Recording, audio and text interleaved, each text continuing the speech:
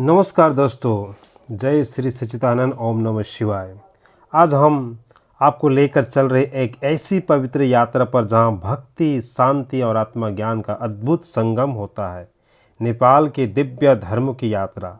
इस दिव्य यात्रा की शुरुआत काठमांडू स्थित नेपाल मानव धर्माश्रम गौशाला से हुई, जहां हमें परम पूज्य विभूजी महाराज के चरणों दर्शन और अमृतमय सत्संग का सौभाग्य प्राप्त हुआ।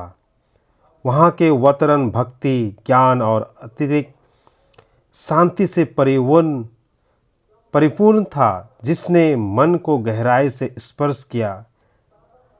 तो आप लोग आइए इस सत्संग को थोड़ा एक झलक विभूजी महाराज के सत्संग आप सुने और आपको भी इस अमृतमय वचन से काफ़ी शांति अनुभव होगा।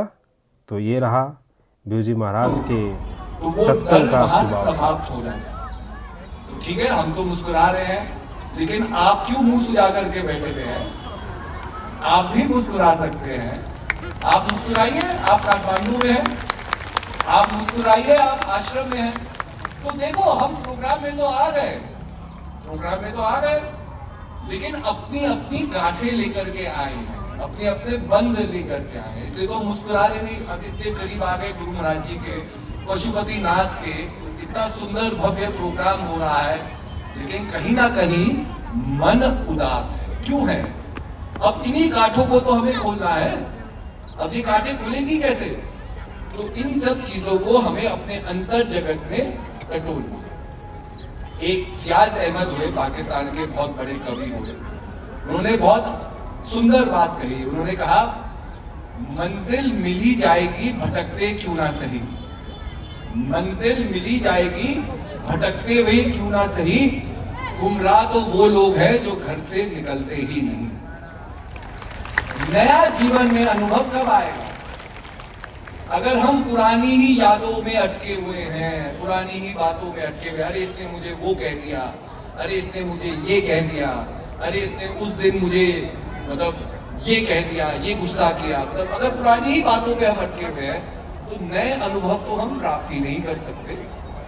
और नए अनुभव प्राप्त करने के लिए, नई चीजों प्राप्त करने के लिए हमें पुरानी आदतों को बदलना है, मन की पुरानी वासनाओं को बदलना है। उन्होंने कितनी सुंदर बात की कि गुमराह तो वो है जो घर से निकलते ही नहीं, जो नया एक्सपीरियंस नहीं पाना चाहते। अच्छा, हम भी अपने घर से निकल गए, लेकिन वही गुस्से को, वही अभिमान को लेकर के चल रहे हैं। तो कहीं हमने भी चार दीवारी, अपनी सोच की चार दीवारों में अपने आप को हमने कैद कर दिया, बंद कर दिया। तो मन अगर कहीं हमें बांधता है, तो मन के अंदर शक्ति भी है उस गांठ को खोलने। पर ये क्यों होता है, क्यों नहीं हो सकता? क्योंकि अक्सर क्या होता है, जब हम अपने अतीत को टटोलते हैं, अपने अतीत से कुछ सीखना चाहते हैं, तो ज्यादा चीजें क्या निकलती है? जो नेगेटिव प्रभाव है। छोटा सा मंदिर, छोटा सा मंदिर, जमुना किनारे मोरी, छोटा सा मंदिर, जमुना किनारे मोरी, छोटा सा मंदिर। आरती करेंगे, आरती करेंगे सुबह शाम, विभूजी आ जाइयो, आरती करेंगे सुबह शाम, विभूजी आ जाइयो, आ जाइयो, आ जाइयो, आ जाइयो। सत्संग भजन के पश्चात हम निकल पड़े सदाशिव के दर्शन के लिए। पशुपतिनाथ, जो आप एक नज़ारा देख रहे हैं, भगवान सदाशिव के आरती भजन के लिए कितने भक्त लोग इस पवित्र महाशिवरात्रि के उपलक्ष्य में आरती के लिए इकट्ठा हुए हैं। जय जयकार लगा रहे हैं भक्त लोग। सदाशिव के दर्शन का जोश और आरती का आनंदमय ले रहे हैं। जो सबसे ऊपर जो आप देख रहे हैं, पूरे स्वर्ण से ये लगाया हुआ है। इस मंदिर का बड़े ही भव्य है, ताकि आप लोग जब आँखों से इसको देखोगे तो ही आपको लगेगा कि हाँ, ये तो स्वर्ग ही है।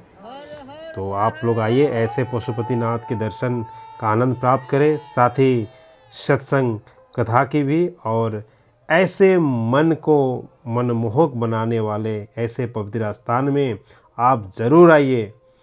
और इसमें आके आत्मा चिंतन का गोता लगाए। इसी प्रकार आप लोग जुड़े रहे हमारे ज्ञानपथ संस्था चैनल में।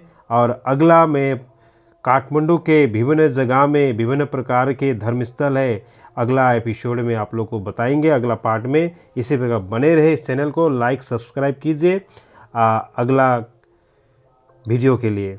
धन्यवाद। Thank you so much.